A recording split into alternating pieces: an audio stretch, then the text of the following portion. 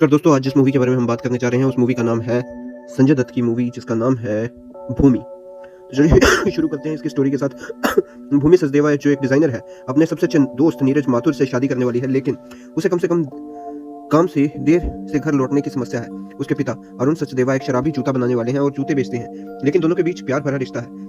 पड़ोस में एक दुकानदार का बेटा विशाल मुंशी भूमि पर मोहित है।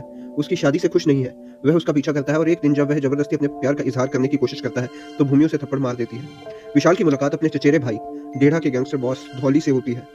उसे इस बारे में कुछ भी वह करने से मना कर देता है। शादी के एक दिन पहले अपने सहयोगी जीतू के साथ घर जाते समय भूमि का अपहरण हो जाता है। वह विशाल को दम घुटने से मारती हुई पाती है और विशाल डेढ़ा और धोली बारी-बारी उसके साथ सामूहिक बलात्कार करते हैं। भूमि अंततः बेहोश हो जाती है। शादी के 3 दिन बाद नीरज सच्चाई जानकर स्तब्ध रह जाता है और अपनी इच्छा के विरुद्ध उसे शादी रद्द करने के लिए मजबूर होना पड़ता है। जिसके बाद उसके पिता अरुण और उसके बचपन के दोस्त त्रिपुरारी ताज मिश्रा शिकायत दर्ज कराने पुलिस स्टेशन जाते हैं। पुलिस अधिकारी उसके घर जाता है, जहां वह भूमि को गायब पाते हैं। भूमि का विशाल, धौली और डेढ़ा द्वारा फिर से अपहरण कर लिया जाता है। इस बार वे फिर से उसके साथ बलात्कार करने की कोशिश करते हैं, लेकिन वह भाग जाती है। उसका पीछा करने के बाद धौली उसे मरने के लिए नदी में फेंक देता है। धौली को जल्द ही पता चलता है कि भूमि बच गई है। आगे के अदालती मामले में अरुण बचाव पक्ष के वकील पर पितृसत्तात्मक होने और भूमि को बदनाम करने का आरोप लगाता है। धौली को रिहा करने के बाद का मामला खारिज हो जाता है। यह घटना पिता और बेटी को एक दूसरे के करीब लाती है। भूमि समाज में और भी शर्मिंदा होती है और जब दीवारों पर उसका फोन नंबर लिख देते हैं, नीरज पश्चाताप में भरकर लौटता है, लेकिन उसे शांत नहीं कर पाता और वह उसे छोड़कर चली जाती है। अगले दिन जीतू का परिवार आता है। भूमि को जीतू के फोन पर से वीडियो दिखाता है जिसमें बलात्कार का विवरण है। जीतू की इस कृत्य में मिली भगत का एहसास होने पर भूमि सदमे में आ जाती है। अरुण और भूमि निर्दयी हो जाते हैं और जीतू का अपहरण कर लेते हैं, जिसे बाद में यातनाएं दी जाती हैं। अरुण विशाल को डराकर उसे डराने धमकाने का सिलसिला जारी रखता है। धौली डरे हुए विशाल को अरुण के पास ले जाता है और विशाल से माफी मांगता है, लेकिन अरुण धौली से झगड़ा कर लेता है।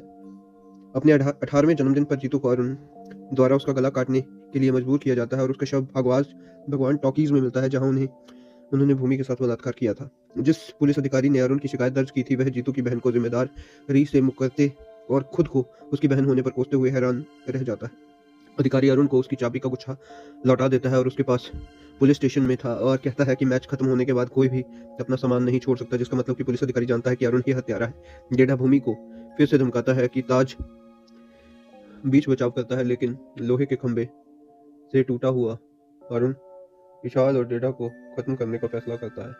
एक लंबी हाथापाई के बाद डेढ़ा एक तेज रफ्तार की ट्रेन रास्ते में फंसकर चोटों से मर जाता है और जीतू और डेढ़ा की हत्या से डरा हुआ विशाल एक बस में चढ़ जाता है, लेकिन भूमि उसका अरुण और भूमि उसका सामना करते हैं और नपुंसक बनाने के लिए उसे मजबूर करते हैं। अरुण बस को धौली के इलाके में ले जाता है। अरुण और भूमि धौली का पीछा करते हुए एक मंदिर में पहुंचते हैं, जहां वे उसे एक तालाब में फेंक देते हैं और वह अपनी आखिरी सांसें लेता है जब भूमि और अरुण अपने मिशन में सफल होने के बाद तालाब की ओर देखते हैं।